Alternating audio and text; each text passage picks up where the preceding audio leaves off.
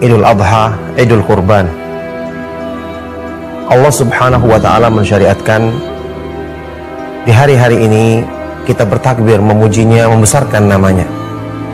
Atas limpahan nikmatnya mensyariatkan kepada kita ibadah yang agung, yang semua bertujuan untuk kebaikan dan menyempurnakan ketakwaan kita kepada Allah Subhanahu wa Ta'ala.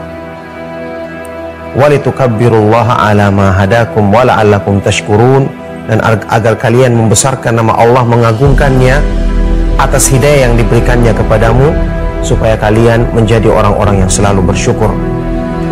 Khususnya dalam masalah ibadah kurban, Allah Subhanahu wa Ta'ala mensyariatkan ibadah yang agung ini sebagai ibadah yang di beberapa ayat Al-Quran digandengkan dengan salat, ibadah terbesar dalam Islam, ibadah yang berhubungan dengan anggota badan yang terbesar dalam Islam. Sebagaimana kita ketahui bersama, salat itu adalah ibadah yang pertama kali dihisab pada hari kiamat, seperti yang disebutkan dalam hadis yang sahih.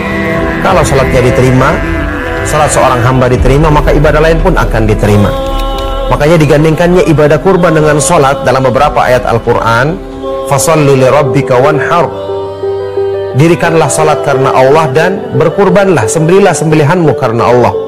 Qul inna salati wa nusuki wa mahyaya wa mamati lillahi rabbil alamin. Katakanlah, sesungguhnya salatku, sembelihanku, kurbanku di jalan Allah, hidupku dan matiku hanyalah untuk Allah Subhanahu wa Ta'ala semata-mata, tidak ada sekutu baginya. Dengan digandengkannya dua ibadah besar ini menunjukkan berkurban, menyembelih sembelihan di jalan Allah untuk Allah adalah ibadah yang mengandung pengorbanan besar, yang mengandung upaya manusia untuk mewujudkan kecintaan yang sejati karena Allah Subhanahu wa Ta'ala. Bahkan di dalam Al-Quran, ketika Allah Subhanahu wa Ta'ala menyebutkan hakikat hikmah disyariatkannya ibadah kurban untuk mewujudkan keikhlasan, kecintaan sejati karena Allah, ketaatan yang sungguh-sungguh karena Allah, Allah Subhanahu wa Ta'ala berfirman, la yanalallaha luhumuha wala dima'uha walaki yanaluhu taqwa minkum.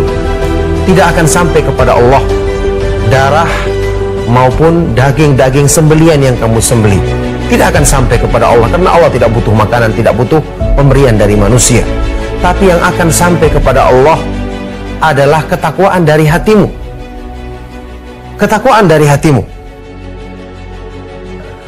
Berkurban yang masih kita rasakan saat ini dengan salat Idul Adha yang kita laksanakan kemarin, dan juga berkurban yang masih kita rasakan kemeriahannya saat ini, membangkitkan semangat kita untuk selalu membuktikan kecintaan kita kepada Allah Subhanahu wa Ta'ala lebih daripada apapun yang ada di dunia ini.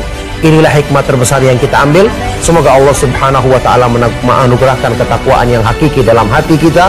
Semoga Allah Subhanahu wa Ta'ala senantiasa memudahkan taufiknya bagi kita untuk kita selalu menundukkan hawa nafsu kita di jalan Allah untuk meraih ketakwaan dan kesempurnaan iman di sisinya.